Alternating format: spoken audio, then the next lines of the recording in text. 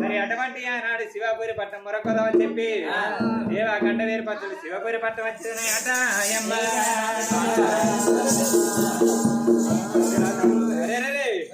తాప పెద్దగా తిరిగి మమ్మల్ని అడ్డమడ కూడా వాడు తిరిగి భగవంతుడు మల్లయ్య జింగలు బయటికి నారదపాలను దోలిండు నారదపాలు వచ్చిర్రు నారదపాలను అటువంటి అడ్డకథం చేసిండు అమ్మవారు పార్వతమ్మ ఊను నెత్తిన పెట్టుకొని అమ్మవారు పార్వతమ్మ నాగమల్లేరు ఎమ్మ దిగమల్లేరు ఎమ్మ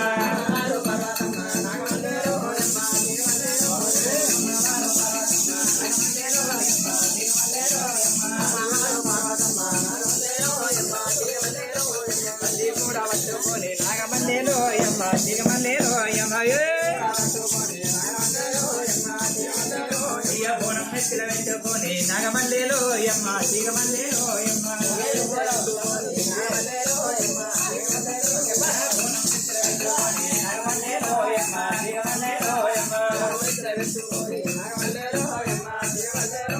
దేవర దేవతలు మొత్తం మీరు గోవర్ధన కింద దాగున్నారట. మరి అమ్మవారు పార్వతమ్మ భయపడతలేదు వీళ్ళు ఎవరు కావచ్చని చెప్పి బంగారు తప్పు తెచ్చింది అందులో తెల్ల వెండి పోసింది అంజనవే చూస్తున్నదట పార్వతి. మరి అంజనవే చూసే వరకల్లా ఏమంట ఉన్నది అరే అంజనవే చూసే వరకల్లా అరే నా కొడుకు రారాజు మల్లయ్య అలనాడు 12 ఏళ్ల కింద శంకరుడు రాక్షసులతోటి యుద్ధం చేసినాడు. వారు చెవిట లోపల పుట్టిన మైదార లింగం ఇలా నా కొడుకు రారాజు మల్లయ్య ఆడి బయటికి వచ్చిండు. నా కొడుకు ఆకలి ఎంత అవుతుందో దూపలు ఎంత అవుతుందో అని చెప్పి పసుపు వన్నాలు పాలకాడాలు వరకదాబాయి గులాలు పట్టుకొని ఒరి అమ్మవారు రా పార్వతమ్మారా పార్వతమ్మారా సతి కూడా పట్టుకొని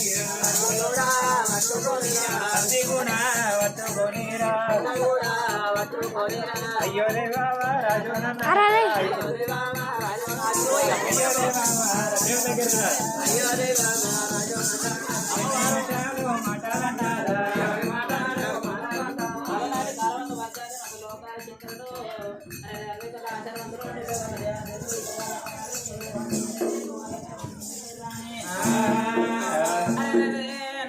నా భార్య ప్రాణాలు నా భార్య జీవనాలు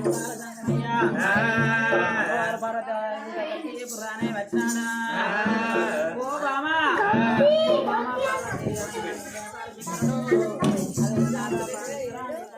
కొంచెం జరుగు నాకనే నాదా నాదనకి పురాణే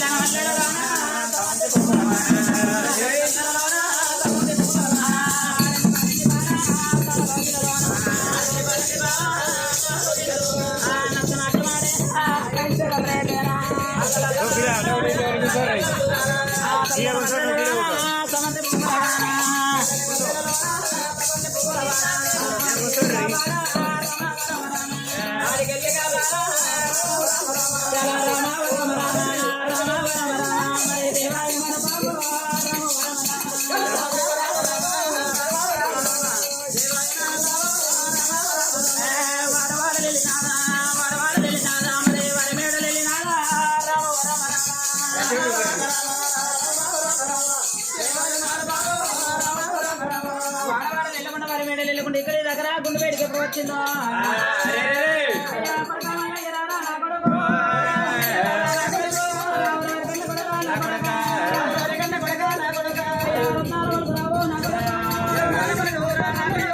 ఎక్కడ ఉన్న ఊరా నా కొడుక అయ్యా ఏమి కష్టం వచ్చినది నా కొడుకు అయ్యా ఏం బాధలు వచ్చినాయి నా కొడుక